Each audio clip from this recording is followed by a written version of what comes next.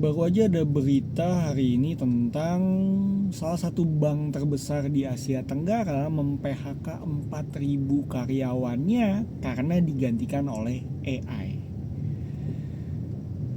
Harus takutkah atau harus cemaskah kita yang kerjanya di bidang-bidang yang bisa digantikan AI? Atau kita harus mencari pekerjaan seperti apa sekarang ini? Saya hari ini mau ngebagiin beberapa tips yang ya memang saya juga rasa ini penting buat nantinya anak saya pelajari gitu. Karena teknologi akan semakin berkembang dan pasti ada hal-hal baru lagi, nggak cuma kayak AI gini yang nantinya akan merusak lapangan pekerjaan di zamannya dia. Dan kalau kita ngelihat sebenarnya kenapa sih 4.000 karyawan ini bisa digantikan sama AI? Bisa jadi banyak faktor gitu. Perusahaan ngerasa misalnya bagian customer service atau penjualannya kurang efektif. Jadi mereka ngerasa dengan AI semuanya bisa digantikan.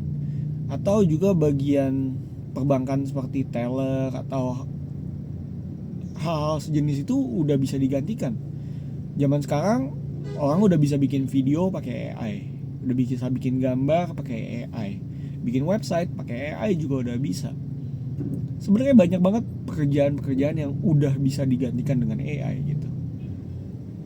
Nah, yang jadi masalah kita sebagai manusia pilihannya cuma dua. Pertama, cari kerjaan atau pindah industri yang gak akan bisa digantikan sama AI, seperti hospitality bisnis, terus juga kerja-kerja kasar yang mungkin digantikannya nanti gitu ya sama AI ya. Atau kita bisa ambil ilmu dari AI, atau kita bisa menggunakan AI dalam kehidupan kita sehari-hari gitu. Nah, kalau saya pribadi, saya ngambil keduanya. Pertama, dengan saya mencari pekerjaan yang aman dari gangguan AI atau teknologi lainnya, itu akan membantu saya punya ibarat katanya landasan pacu yang lebih panjang gitu. Kalau saya pengen terbangin pesawat yang agak besar kan butuh landasan pacu yang besar gitu, kalau mimpi saya besar ya. Jadi ya otomatis dengan kita punya sebuah pekerjaan yang kasarnya aman dari gangguan AI, kita punya sesuatu yang punya keuntungan lebih dibanding teman-teman yang gampang digantikan AI gitu. Nah, yang kedua, kita juga harus terus belajar. Jangan takut sama teknologi yang baru, tapi kita ambil apa yang bisa saya gunakan sekarang dengan teknologi yang baru sehingga bisa ngebantu pekerjaan saya sekarang. Dan kalau misalnya pekerjaan saya digantikan dengan AI pun, saya masih bisa mendapatkan skill-skill yang saya miliki ini untuk saya bisa bawa ke bidang lain gitu, atau ke pekerjaan lain. Jadi kita harus pintar-pintar nih. Oke, masalahnya ada nih di depan mata nih. Masalahnya ada di depan mata. Yang kita bisa lakukan cuma persiapan udah. Karena kalau dari Amsal diingetin gitu. Amsal 22 kalau nggak salah. Ayat berapa saya agak lupa, maaf. Orang bijak melihat ancaman dan bertindak gitu. Tapi orang bebal ya nganggep aja angin lalu, nggak dihiraukan. Orang-orang yang nantinya akan terdampak sama teknologi apapun itu, mau AI, entar mau virtual reality atau Bitcoin dan kawan-kawan, itu adalah orang-orang yang nggak mau belajar dan nggak mau mengadopsi ilmu-ilmu tersebut. Ujung-ujungnya mereka cuma akan jadi korban. Dan mereka yang jadi korban itu akan seperti biasa menyalahkan keadaan dan menyalahkan teknologi yang ada.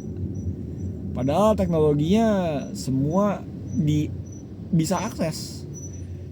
Semua bisa dapetin teknologi itu, semua bisa menggunakan teknologi itu. Dan kalau kita terus-terusan punya mental sebagai korban atau punya victim mentality, kita gak akan pernah bisa maju. Kita harus sadar bahwa setiap keadaan yang ada di luar itu gak berpengaruh lebih bagus daripada yang ada di dalam. Saya bisa ngomong 80% pengaruh hidup kita tuh tergantung dari apa yang ada di dalam diri kita. 20% ya memang ada faktor dari luar. Tapi kalau kamu bisa 80% berhasil udah jauh lebih bagus kan daripada cuma 20% berhasil. Sayangnya karena kita terlalu sering ngelihat dunia sekitar kita terlalu fokus sama 20% itu. Kadang kita lupa ngaca dan lupa lihat ke dalam diri kita dan lupa meningkatkan 80% kemungkinan kita untuk sukses di bidang apapun itu. Teknologi akan terus maju. Teknologi akan terus berkembang dan akan semakin cepat berkembangnya. Pertanyaannya, apakah kita siap? Apakah kita mau mempersiapkan diri kita?